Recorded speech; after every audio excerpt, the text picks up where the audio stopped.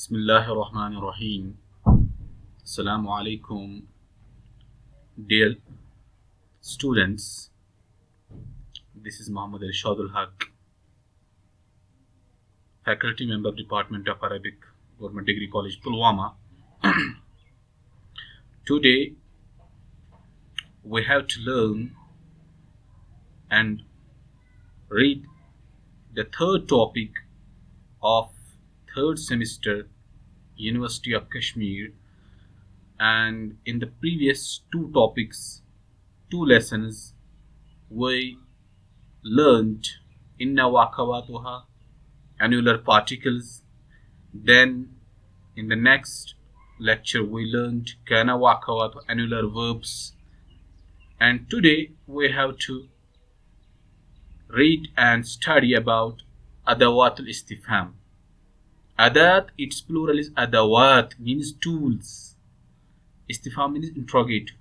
Adawat al-Istifham, literal translation will be the tools of interrogation, and overall we say interrogative words.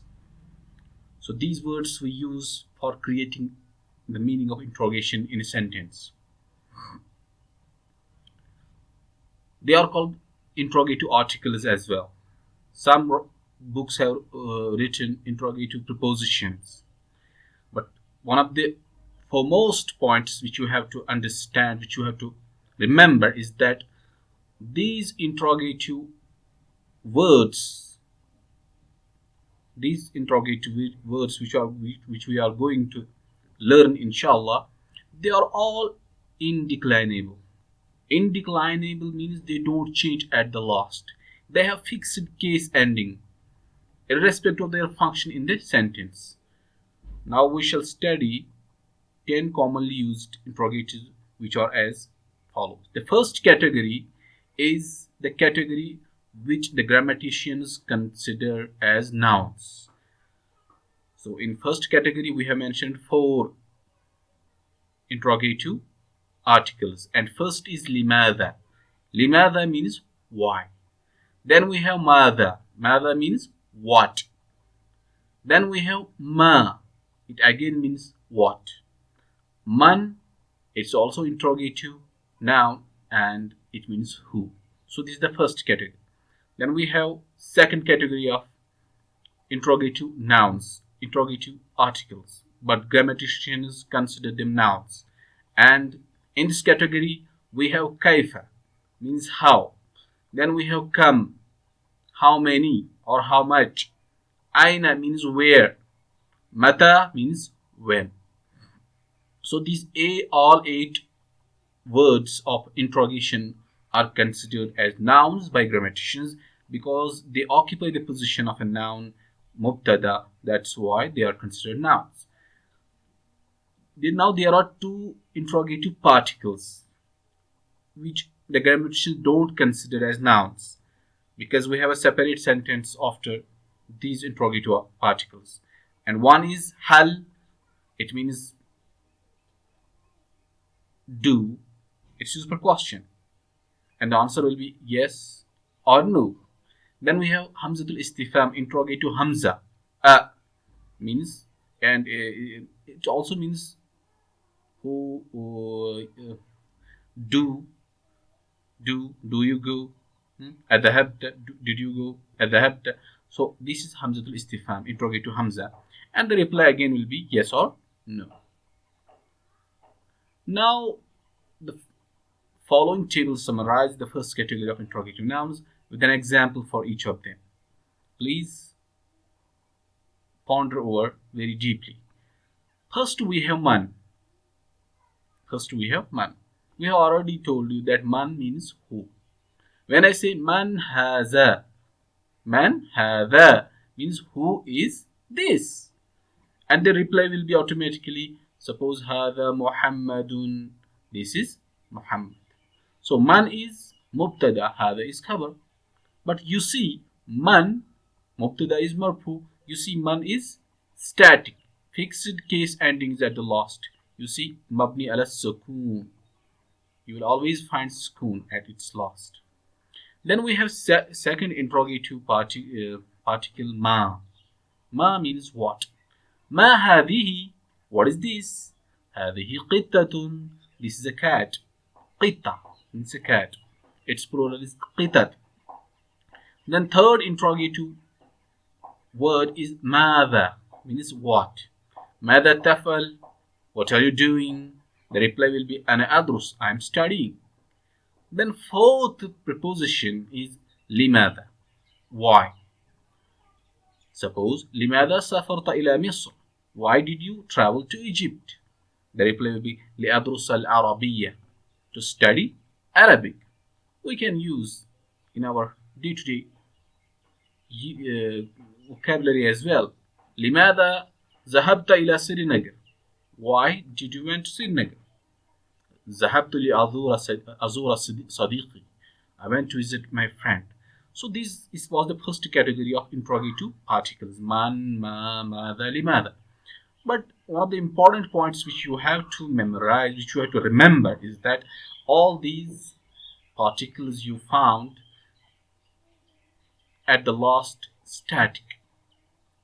You see, man has a ما هذه, ماذا تفعل, لماذا.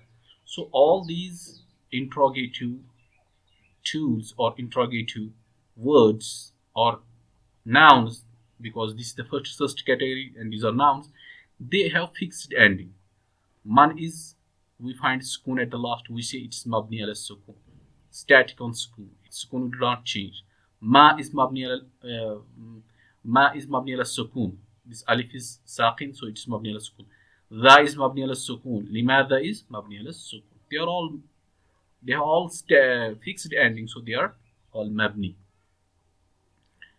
We should note that the above mentioned interrogative articles man, ma, mada, limada are all nouns and replace the subject of a nominal sentence. You saw they are all used as mubtada here. ما هذه, ما مبتدا, هذه خبر. من هذا, من مبتدا, هذه خبر. So that's why they are considered as nouns. Man is interrogative noun, which is indeclining. It's a fixed ending, and it's always we find sukun at its last. So it's mabni ala sukun. We use man for rational nouns, for human beings, for animate persons, for animates, and this can be singular, this can be masculine, this can be feminine as well, this can be dual, and this can be plural. So we use man all with these, whether it is singular, plural, masculine, feminine, we use man. Man is used to ask questions about singular, dual, and plural, both masculine and feminine nouns, as shown below in the examples. Now you see the examples. First, man. Here we use man with haza. Haza is used for masculine singular, for nearer things. Singular masculine, man haza. Who is this? The reply will be haza akhi Saleh. This is my brother Saleh. Then we have man hadihi. Who is this? Hadihi ukhti Saleh. This is my sister Saleh. So hada is used for masculine and hadi is used for feminine. But this interrogative man, we use it for both masculine and feminine. So we can say that when we are making interrogative sentences, man is used for both masculine and feminine. Similarly, it is also used for dual as well, masculine dual as well. See, man hadani rajulan. Who are these two men? Hadani rajulani abi wa ammi. These two men are my father and my uncle. So you see, here we use man with musanna, dual. Hadan ar-rajulan. These are two. So then we will use it with feminine, dual. Dual feminine, man hatani al-bintan. So here man is again used with dual, but this dual is feminine. هذه هاتان. Who are these two girls? هاتان البنتان أختاي. These two girls are my sisters. So we use it with dual feminine. Now we will use it with plural masculine as well. You see, من هؤلاء الشباب? Who are these young men? هؤلاء الشباب أصدقائي. These young men are my friends. So we use it here man with هؤلاء. هؤلاء is used for masculine but with plural. Then we have plural feminine. We can use it for with plural feminine as well. We say من هؤلاء النساء. من هؤلاء النساء. Who are these women? هؤلاء النساء ممرضات في المستشفى. These women are nurses in the hospital. ممرضات means nurses. But here we see man, we use it with هؤلاء النساء with plural feminine as well. So we can say man has a man استفهامية interrogative man has a lot of usage. We use it with singular, dual, plural. We use it for masculine. We use it for feminine as well. Then, for example, we noticed in the examples that man comes originally at the beginning of the sentence. It can come in the middle of the sentence as mudaf ilayh, annexed noun, possessive noun, and its case ending does not change.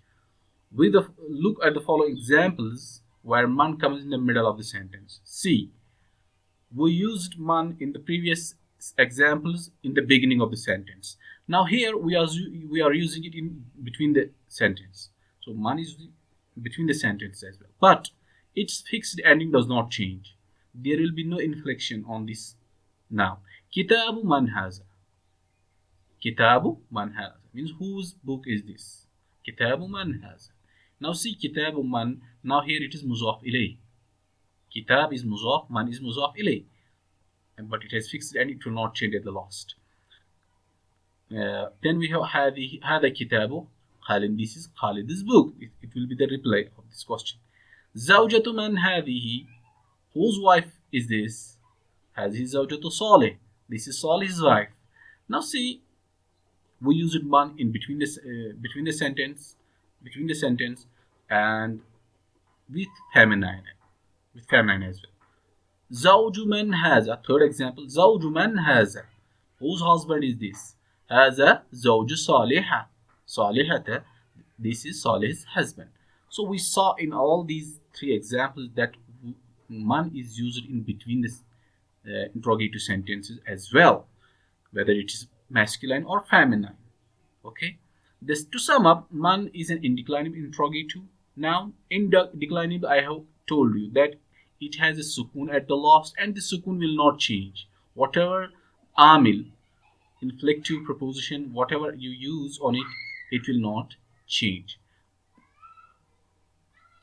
Now we have ma. It's an Arabic interrogative noun as well with sukun case ending. It is also static. It has also fixed ending at the last. Ma. Because ma, after mim gets alif and alif is saqin. The usage of ma is similar to man.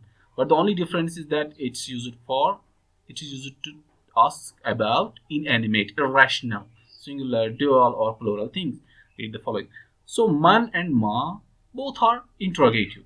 But man is used for rational, for humans. And ma is used for irrational, for for irrational. I mean, which are not human. The things which are not human. So for humans, man. And for the things which are not in the category of human, there will be ma. In human category, we have suppose doctor, engineer, whatever qualities or professions of a person have. If we have to use interrogative related to those professions, we will use man. But ma, we shall use with irrational things. Now see the example, you will understand very well. There's a singular masculine ma, haza. What is this? Hada filun. This is an elephant. Elephant is an irrational. It does not come in the category of human beings. So we use it ma. We use it this ma. Ma haza. What is this? Haza filun. This is an elephant. Now see, ma thamanu hadhihi sayyar. What is the price of this car? Ma thaman. We are asking about the price, and price does not come in human category, so we use it ma. ثمنها ألف دولار. Its price is $1,000. Now see, singular feminine.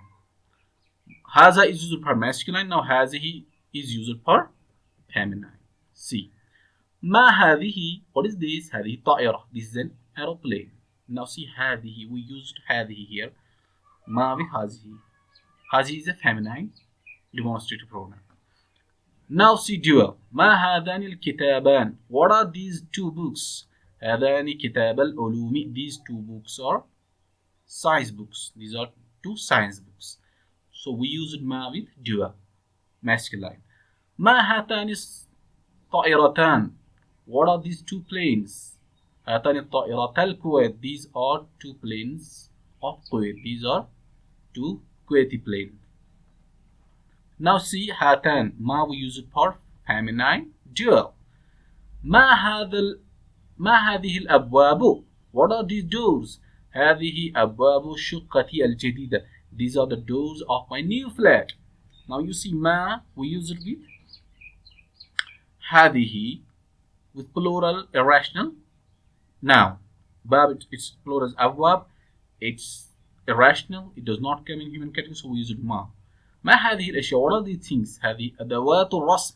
These are the drawing tools. So ما, in all these situations we used it with irrational nouns, with not humans, while as man we use with humans. Now the second category is كيف, كم, أين, and متى.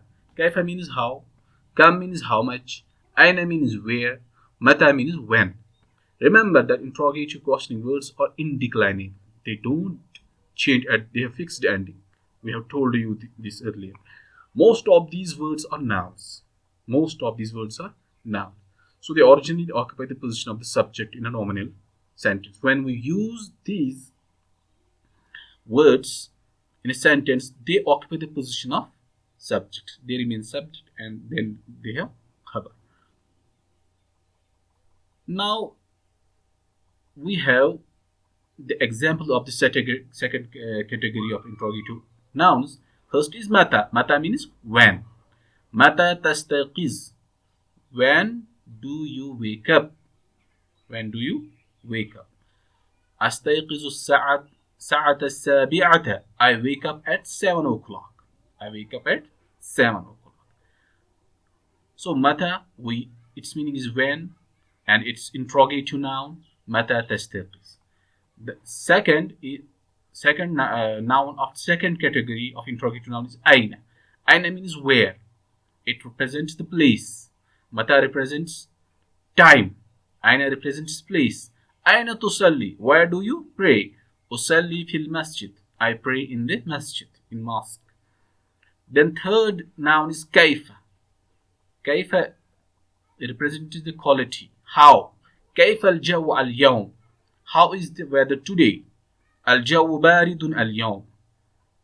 It's cold today. The weather is cold today. So كيف is interrogative, used for confirming the quality, asking for the quality. Then we have come. Come. How many or how much? We can use it for number or the quantity. Come is used for quantity. Kam umruk. How old you are? What's your age? Kam is istifhamia. It has fixed ending. Kam umruk. Umruk means what's your age? Umri thalathuna aman. I am 30 years old. I am 30 years of age. So now you saw these four interrogative nouns. First mata, we use it for asking time. Aina we use it for asking place. Kaifa we use it for asking quality. Kam we use it for asking quantity. So they are also interrogative nouns. So this was the second category of interrogative nouns. Now we have the last and final. This is not a category. These are particles, interrogative particles, and it is hamza, a, and hal. They are both particles, and they don't occupy any position in the nominal sentence. That there needs to be a full sentence following these particles. In the table below are the examples of these two interrogative particles. Hal is indeclinable with spoon vowel ending. You see, hal is mabni ala sukun. It means we always find sukun at its last. We always say hal. Its ending does not change. While the hamza is indeclinable with fatha vowel ending. It's also fixed. It has also fixed ending hamza. Hamzatul istifham interrogative hamza, but it is mabni alal fath. Mabni alal fath. Hal. It will always remain hal, and this mabni alal fatha hamza hamzatul istifham will always remain mabni alal fath. This is fixed vowel ending fatha. Hal and come before the verbal and nominal sentences, and the answer to the question is either yes or no. Both a hal and a can replace each other in certain cases, but not always. You see, hal, the answer will be either yes, no to the questions. هل أنت بريطاني? Are you a British? هل أنت بريطاني? Are you a British? نعم, yes, أنا بريطاني. I am a British. We used hal. This hal is interrogative particle, and it does not change at last. You see, after this, a complete sentence occurs. Anta baritonim, a nominal sentence. So that's why we don't consider hamza as mubtada or noun. Second is hamzatul istifham. Hamzatul istifham, interrogative hamza, and the answer will be again yes or no. Suppose atuhibbu shaya, do you like tea? La, no. La uhibbu shay, I don't like tea. So you see here hamza istifham interrogative hamza, it's mabni al fath.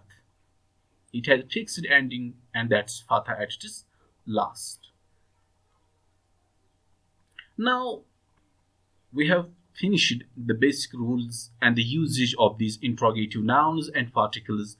Now a question arises, what could be the difference between hamza to istifham interrogative hamza and hal? If both are used for questions, if both are particles, then what is the difference? If both replace each other, then what is the difference? Grammatically, hal, the answer will be the grammatically hal and hamza both are used for making questions. For example, hal haza manzilun, is this a house? Hal. If I will say ahada manzilun, it also means is this a house? So we can replace each other. We can say ahada manzil, hal haza, both. You have both choices. You can use hal and when you want information about some subject, about some content. You are confirming you are asking about the house, that whose is this a house? You can use hal, you can use hamzatul istifham. However, there is an additional usage of hamza. Hamza has some additional usage where it cannot be substituted or replaced by hal. And that's when you have to select one of the two choices in reply. Suppose if I say أوصلت الحديقة ماشيا أم راقبا? Do you reach it to the park by walking or by riding? Now in the question you see there are two choices, ماشيا أم راقبا. ماشيا أو راقبا. Did you reach it? Do you reach it, or did you reach walking or riding? There are two choices in the question. In this situation, we cannot replace it. We cannot say hal wasalta al-hadikata mashin am rakib. That will be absolutely wrong. Similarly, we have awasalta al-manzila bakiran am mutaakhiran. Do you reach to the house early or late? You have to answer either early or late. So you have to answer. You have to give answer. You have to say either bakiran or mutaakhiran. Similarly, in the first question, you have to say either mashin or rakiban.